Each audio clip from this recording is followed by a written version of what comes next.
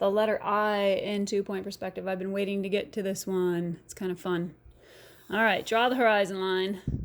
We're going to use the two edges, the very edges, as our vanishing point. So we're going to angle our ruler to those two marks.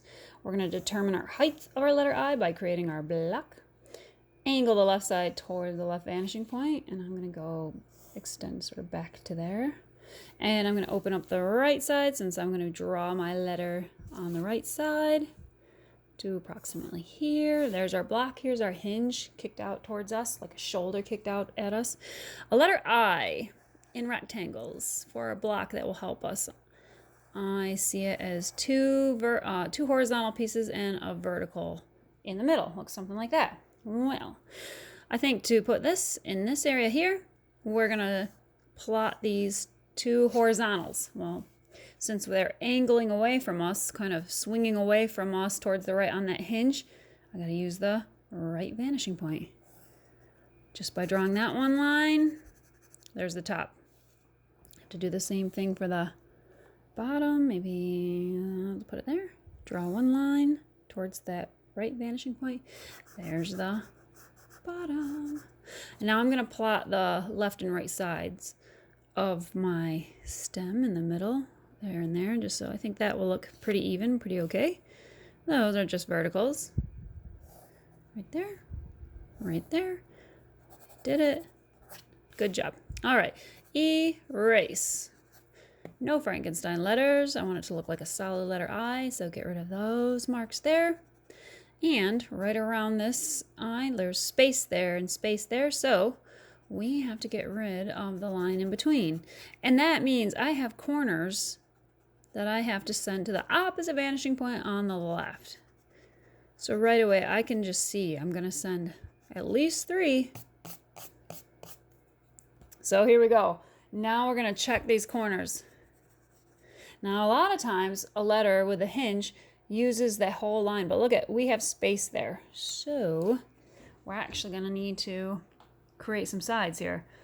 Pencil on the left vanishing point, lean your ruler against it and start sliding towards those corners. There's the first one. I'm going to draw that in. Keep scanning those corners. There's an inside corner. I'm going to send it, but I know I'm going to have to erase some of it. Keep scanning. There's, oh, back there. It's going to run into itself, so I'm going to stop. Keep scanning. One more. This one right here. All right, so if you can see you already have a side, maybe you want to shade that in and shade it in over here. We have something going on. Where we erased up front on that hinge, we're going to have to erase again and check corners. So let's see, erase. We erased between these two corners. Follow those back a ways to those back corners means I've got to erase the line between them. When I erase, that makes me think right away, I have corners on the left side of that hinge that need to go to the opposite vanishing point. This one cannot because it would draw through the letter, but this one can. Now, check this out.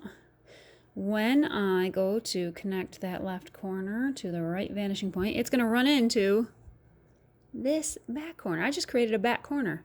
Follow it up front. There's the front corner. There's the back corner.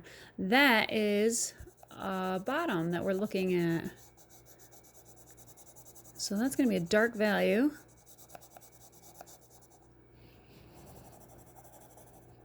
And where those two met up, well, that is a handy place to put your vertical. And create a side for this. So that's going to be a medium value. And one thing I forgot to do, jump over here, there's a bottom, see? It's like a little guy is standing maybe here and he's looking up. So that's got to be dark. Or he could be standing on this side and he's looking up. That's dark. He's looking over here. There's the side. All right, there's the letter I, but let's make it a thin slice. What happens if we want to have this be a little bit thinner? Well, I'm going to have it go back in space about this much. Here's a side. But don't forget, down here is a side as well. Now that changes this corner. That is the corner we're going to line up with our vanishing point on the right. So I'm going to send this to this corner here. But look, I'm going to also jump. I'm going to skip over and create the back corner over on the right side of my eye as well. Now that would be darkened in. This will be darkened in. Where it ran into this diagonal line that was angling left, that's going to be a new side, extending down. And that would, I would erase all the rest of the pencil, and I would erase that over there too, and that would give you a thin slice eye. And there is your eye in 2-point perspective.